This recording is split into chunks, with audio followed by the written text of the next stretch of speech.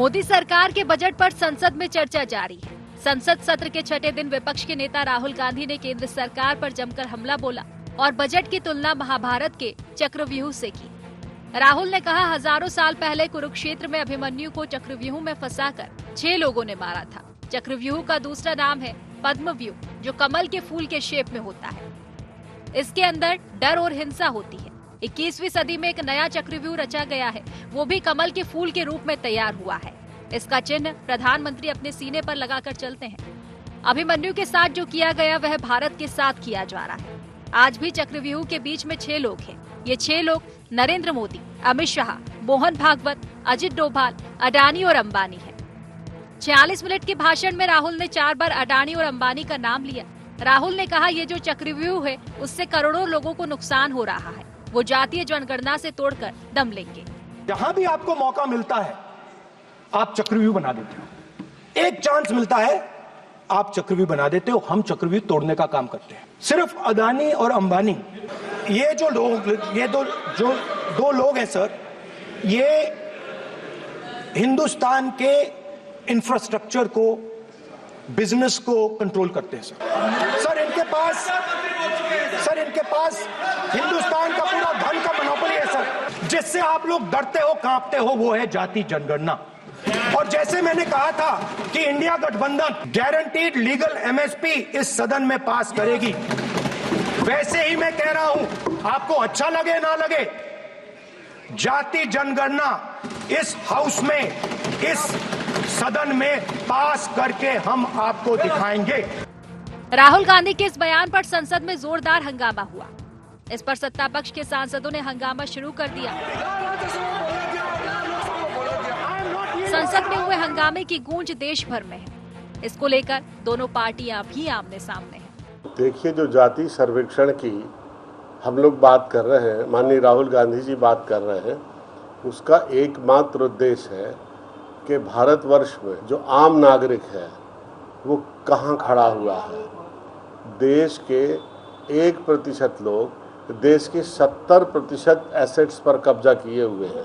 इतनी असमानता है इस देश में। जाति सर्वेक्षण के आधार पर ये सुनिश्चित होगा कि किसकी आर्थिक स्थिति कैसी है, और जब ये पता लगेगा कि किसको मदद की ज़रूरत है तो उसके बाद हमको नीति, सिद्धांत और अपने आर्थिक कार्यक्रम बनाने में सहूलियत। कांग्रेस पार्टी 55 से 60 साल तक एक तरफा उनकी सरकार रही। तब जिन विषयों पर काम करना चाहिए था तब नहीं किया। जो आज ये विषय उठाते उस समय कहाँ थे? केवल विभाजन करना, तुष्टीकरण करना, ये कांग्रेस की नीति में रहा है। उनके चाहे पिताजी, चाहे उनके दादी, उनके दादी के पिताजी, ये सारे लोग इतने प्रधानमंत्री रहे और इतनी बड़ी शख्सियत रहे, लेकिन तब कोई बात नहीं हुई। आज क्योंकि विपक्ष में बैठ कर के काम करना पड़ रहा है, तो कैसे हम विभाजन कर सकते हैं, कैसे ध्रुवीकरण कर सकते हैं, ये करने का प्रयास कांग्रेस पार्टी कर रही है और इसमें ये कभी सफल नहीं होगी। लोकसभा चुनाव के दौरान बीजेपी और कांग्रेस के बीच जमकर घमासान चला। राजनीतिक तानाशाही और संविधान पर खतरे की दुहाई देकर राहुल गांधी ने मोदी सरकार पर तीखे वार किए। जातिगत जनगणना की मांग उठाई, सरकार पर चंद लोगों के लिए काम करने के आरोप लगाए। इसका उन्हें फायदा भी मिला और भाजपा अपने दम पर बहुमत के आंकड़े से चूक गई।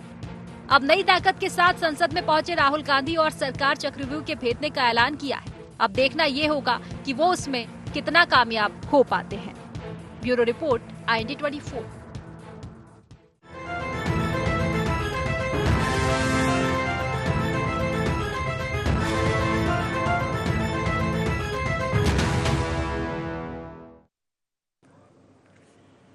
नमस्कार, बहुत स्वागत है आपका। IND एजेंडा देख रहे हैं आप। मैं हूं आपके साथ प्रशिता शर्मा। सियासत का चक्रव्यूह, जी हां, संसद का मॉनसून सत्र चल रहा है। मोदी सरकार के बजट पर चर्चा जारी है और इसमें सियासी घमासान नजर आ रहा है। पहले पीएम मोदी ने विपक्ष पर तीखे तीर छोड़े, तो अब विपक्ष के नेता राहुल गांधी ने उसी अंदाज में पलटवार किया है।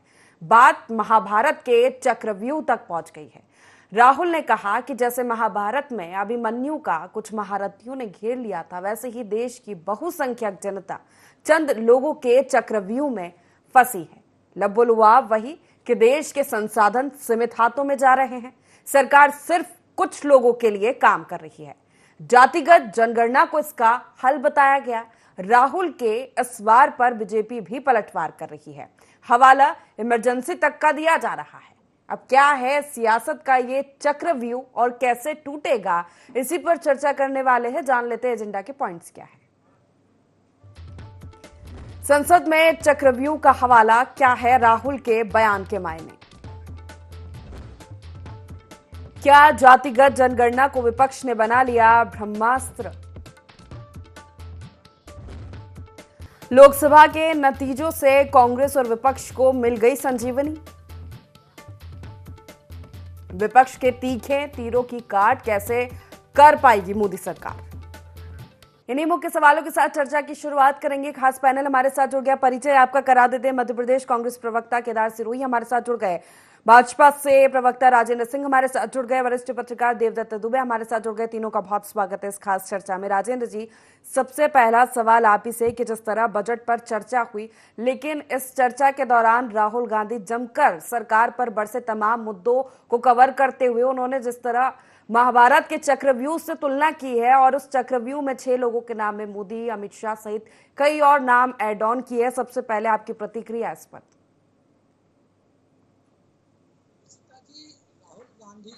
ये कहा जाए कि उन्हें सनातन की पूरी जानकारी नहीं, उन्होंने कह दिया चक्रव्यूह को कमल के फूल से। तो उन्हें ये सोचना चाहिए कि जब बजट पे चर्चा कर रहा है, वित्त की बात कर रहा है, तो कमल का फूल ही माँ लक्ष्मी के साथ भी रहता है, तो कमल के फूल से लक्ष्मी आएगी, ये इस बात का सूचक है।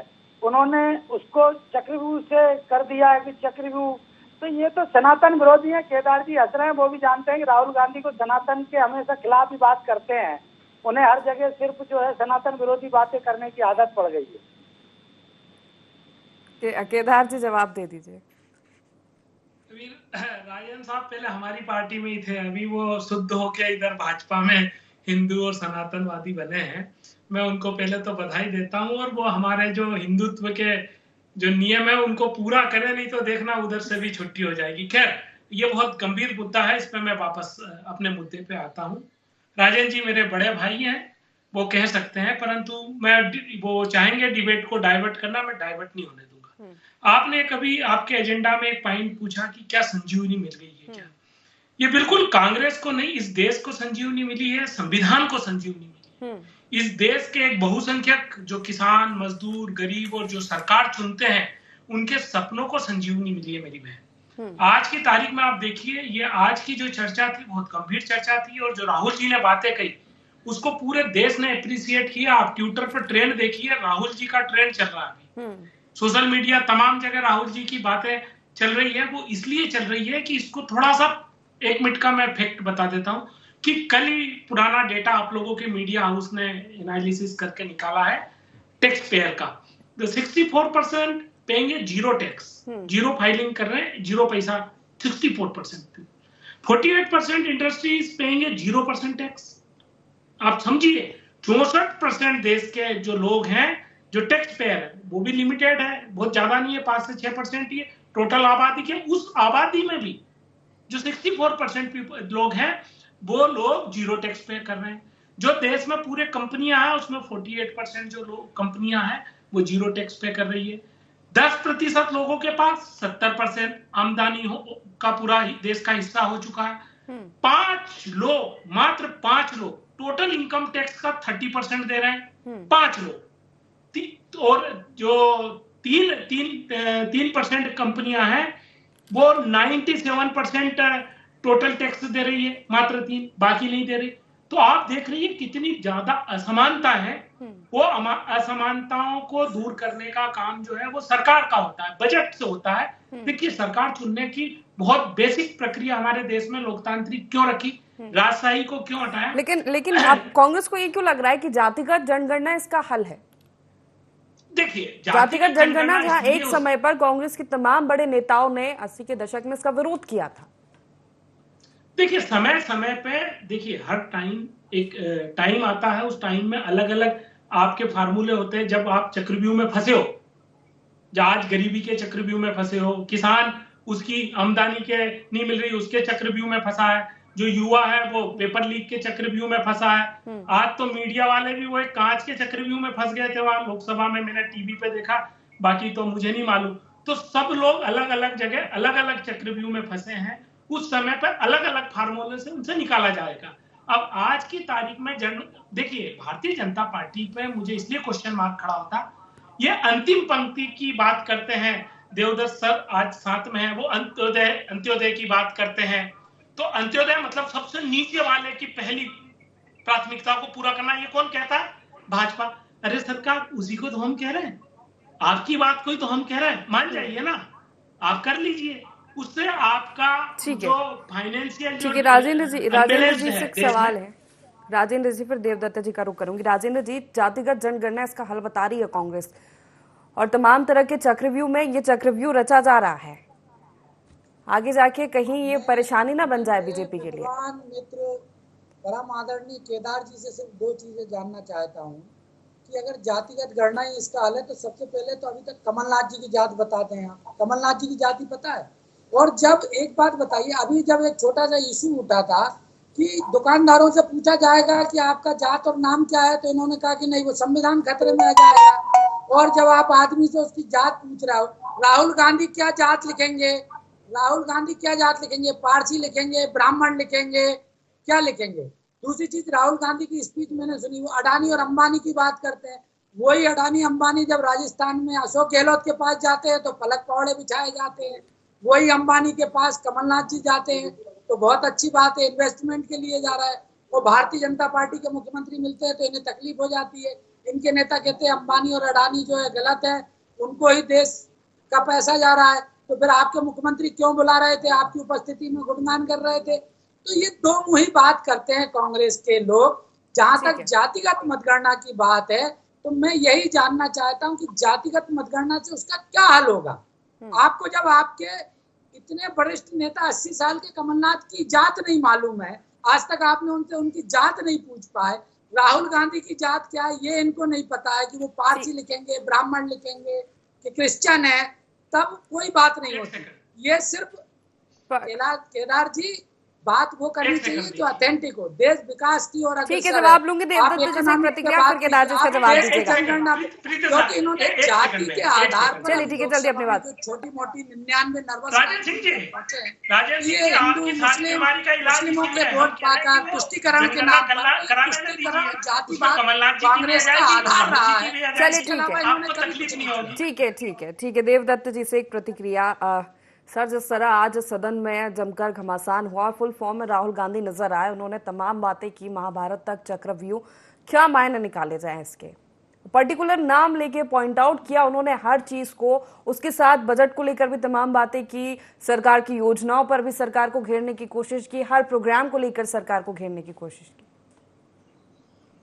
देखिए, लोकसभा चुनाव में जिस तरह से इंडिया गठबंधन और कांग्रेस को सीटें बढ़ी हैं, उनका थोड़ा प्रभाव बढ़ा है, तब से आप देख रहे हैं सदन के बाहर और सदन के अंदर विपक्ष आक्रामक होता जा रहा है। राहुल गांधी लगातार सदन के अंदर सरकार को घेरने में और उस पर हमला करने में कोई कसर नहीं छोड़ रहे।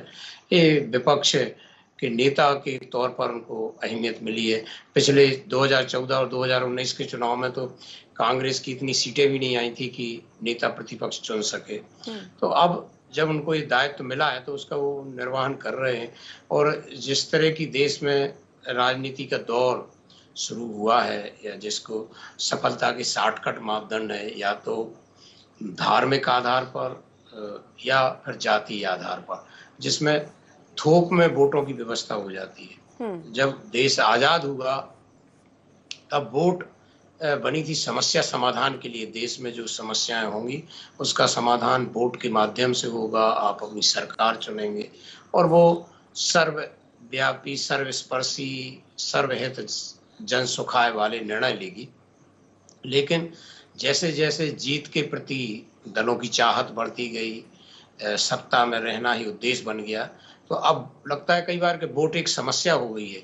वोट के लिए कोई कुछ भी करेगा, ऐसा भी होने लगा है। कितने उदाहरण हैं, कितने वो हैं कि जब ना समाज की, ना देश की, ना दल की चिंता नहीं की लोगों ने, वोट कैसे हमें मिलेगा, कोई जाति दंगे भड़का देता है, कोई धार्मिक उन्माद फैला देता है। और बाकी साधन तो हमने देखे ही हैं, छोटे छोटे चुनाव तक में, सरपंच के चुनाव में भी शराब और पैसा जिस तरीके से बंटता है, तो वो जो पूरी प्रक्रिया हो रही है उससे के कारण अब कोई भी ये नहीं सोचता कि हम दल या देश के लिए सोच रहे हैं। हम तो केवल हम कैसे अपना प्रभाव जमाएं, और इसी चक्कर में दलों के भीतर भी कई गुट बन गए और दल बदल भी बढ़ गया। बहुत सारी चीजें विसंगतियां आ रही, जो कि लोकतंत्र ज्यों ज्यों परिपक्व होता गया, हमें बहुत अच्छा परिष्कृत होना था। हमें बहुत समाज, दल, देश, इनको आगे रख के काम करना था कि हम बेरोजगारी मिटा सके, हम महंगाई मिटा सके, हम गरीबी अमीरी का भेद मिटा सके, हम जातीय भेदभाव मिटा सके, हम एक सर्व जो हित सुखाए, जो ऐसी जो परिकल्पना थी, जो जनता के लिए शासन था, वो हम दे पाते। आज हर आदमी के लिए सब सुविधाएं उपलब्ध हो पाती, तो किसी के लिए बहुत है, किसी के लिए कुछ भी नहीं। ये कितनी सस्ती हो गई जिंदगी। ये देखिए, अव्यवस्थाओं की तरफ किसी का ध्यान नहीं है कि किसी ने अपने बच्चे को IAS पढ़ने के लिए भेजा। कितने अरमान थे, कितने उससे बच्चा भी कितनी जिजीविषा के साथ गया होगा, और उसको आप बैठने की सुरक्षा नहीं दे पाए। पानी, ऐसी कैसी जगह पढ़ाई हो रही IAS जैसी कोचिंग की कि पानी भर गया, बच्चे निकल नहीं पाए। 3 बच्चे दिल्ली में खत्म हो गए। कोई खम्मा जिम जाता है, खम्मे में टच कोई भी करेगा, जाता है तो पिलर है तो उस पर टच हो ही जाएगा, उस पर करंट से बच्चा मर जाता है। तो इन चीज़ों पे, बाढ़, आग, पानी, कितनी सारी चीज़ें, छोटी छोटी चीज़ों पे लोग जान दे रहे हैं, और हम उसकी चिंता किए बगैर हम बहुत बड़े वोट बैंक की तरफ एक अभियान चलाए हुए हैं। मुझे लगता है कि देश की जनता जिस आशा भरी नजरों से आपको चुनती है कि आप मुखिया मुखसोचाही की तर्ज पे काम करेंगे, एक एक छोटी छोटी समस्या पर फोकस करेंगे, तो मुझे लगता है कि एक राहत होगी। एक हम जो चुनते हैं उसकी हमें सुकून होगा कि हमने सही चुना है जनप्रतिनिधियों को, चाहे सत्ता पक्ष हो चाहे विपक्ष हो। तो अभी भी मौका है कि राजनीति के प्रति लोगों की घृणा ना बढ़े, नेताओं के प्रति घृणा ना बढ़े, उनके प्रति आदर और सम्मान बढ़े। इसके लिए है कि बहुत व्यापक सोच के साथ, बहुत भविष्य के सोच के साथ ऐसी बातें हम सब करें जिससे देश मजबूत हो, समाज मजबूत हो, और उससे आपका दल तो मजबूत होगा ही। आप सही सकारात्मक दिशा में चलिए तो मुझे लगता है कि बहुत अच्छे परिणाम आएंगे। सरकार ऐसी सत्ता बनेगी जो जनता जिसकी अपेक्षा इन 75 सालों से कर रही है। ठीक है राजन जी, एक बड़े वोट बैंक की बात यहाँ पर हो रही है, तो ये माना गया कि लोकसभा चुनाव में बहुमत का आंकड़ा आप इसलिए नहीं छू पाए क्योंकि आरक्षण जैसा मुद्दा कि आप खत्म करने वाले, संविधान बदलने वाले, ये प्रभावी ढंग से गठबंधन जनता के बीच पहुंचाने में सफल रहा, और ये फोकस जातिगत जनगणना पर भी था। राजेंद्र जी। प्रचिता जी, विपक्ष की तरफ से ये प्रोपेगेंडा किया गया कि आरक्षण खत्म करने वाली है, जबकि ऐसा कुछ था नहीं। जबकि स्पष्ट कर चुके थे कि हम आरक्षण खत्म नहीं कर रहे हैं, लेकिन चूंकि ये चुनावी दौर के दौरान तरह तरह की सबूतेबाजी कांग्रेस और एनडीए गठबंधन करते रहा है, तो उसके बाद कुछ प्रभाव जरूर हुआ, लेकिन सरकार बनाने में कोई दोमत या कोई दिक्कत नहीं गई। सरकार फिर से नरेंद्र मोदी जी के नेतृत्व में तीसरी बार भारतीय जनता पार्टी की सरकार बनी है। अब पहले कांग्रेस के लोग कहने लगे थे कि सरकार नहीं बनेगी, कम रहेंगे, फिर कम रहेंगे, तो उसके बाद चंद्रबाबू साथ नहीं देंगे, तो नीतीश नहीं देंगे, और तमाम चीजों पर गतिरोध खत्म करते हुए अब देश जो है प्रगति पथ पर अग्रसर है। और आगे भी जो देश की आर्थिक नीति है, जो समझदार वर्ग है वो जानता है कि देश की आर्थिक नीति के साथ मोदी सरकार ने बहुत अच्छे निर्णय लिए हैं, देश को प्रगति पथ पर ले जाने की बात कर रहे हैं। मुझे तो एक बड़ा अवसर होता है कि विपक्ष के नेता का जो भाषण सदन में देश की आर्थिक नीतियों पे होना चाहिए था, उसकी जगह वो ऐसे मतलब बेफजूल के मुद्दे उठा रहे थे। तो ये तो सदन का समय नष्ट करने वाली बात है। केदार जी। मेरा तो यही कहना है, देखिए साहब, वैसे तो आपका सीना जो 56 इंच का है, दिल बड़ा रखिए। आप विपक्ष में थे जब हमारी सरकारें हुआ करती थी। अटल बिहारी वाजपेयी जी को हमारे लोग तारीफ करते थे। केदार जी, सदन में वो बातें रखते थे, लोगों के मुद्दे रखते थे, हमारे लोग तारीफ करते थे। ठीक है, बड़ा दिमाग और बड़ा दिल रखते थे। आप 56 इंच का सिर्फ सीना मत रखिए, उसमें दिल भी बड़ा रखिए। सुनिए, देश की आवाज को सुनिए, किसानों की आवाज को सुनिए, मजदूरों की आवाज को सुनिए, युवाओं की आवाज को सुनिए, महिलाओं की आवाज को सुनिए, एसएमई जो छोटा इंडस्ट्री है उनकी आवाज को सुनिए, मीडिया की आवाज। एक सवाल तो आपसे यही है कि जातिगत जनगणना क्यों लग रहा है आपको इसका हल, ये जो आप समस्या बता रहे हैं, जो चक्रव्यूह रचा गया है इसको तोड़ा जाएगा तो जातिगत जनगणना से?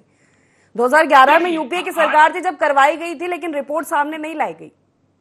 देखिए, अब सवाल ये है कि आज कहीं भी चले जाइए, किसी भी राज्य में चले जाइए, यहाँ तक कि भाजपा तो अपने जो कार्यक्रम हुआ था अभी रतलाम और इंदौर में अमित शाह जी का और इनका उसमें स्टूडेंटों के उस पर भी जाति लिख के बुलाया था। जाति तो ये लोग भी लिखवाते हैं। आज की तारीख में देश में आप चले जाइए, एजुकेशन में हर व्यक्ति की जाति डिफाइन है, हर व्यक्ति का कास्ट सर्टिफिकेट है। जब कास्ट सर्टिफिकेट है, उसकी जाति है और उसकी काउंटिंग भी हो रही, तो उसकी काउंटिंग को एक्युमुलेट करके अगर उसके ऊपर अकाउंटेबिलिटी देने की बात आती है तो गलत का, या तो आप जाति खत्म कर दीजिए इस देश से। भाई आप एक कल सदन में एक अध्यादेश ला दीजिए कि भारत में जो जाति है वो खत्म करते हैं, सवाल ही नहीं उठेगा जाति का। पहले सवाल का जवाब नहीं दिया, यही कह रहे थे, उन्होंने जवाब दिया था। केदार जी का कहना था कि जातिगत जनगणना हो जाएगी तो सभी की जाति पता लग जाएगी, कमलनाथ की भी और राहुल गांधी। अभी तक इनको नहीं पता है ना, अभी तक नहीं पता है। इसलिए तो राहुल गांधी कौन सी जात के, कमलनाथ जी कौन सी जात है, कि आपकी कृपा से हमको दोनों की जाति पता पड़ जाएगी। अब मान जाइए आप, इसी बहाने मान जाइए आप।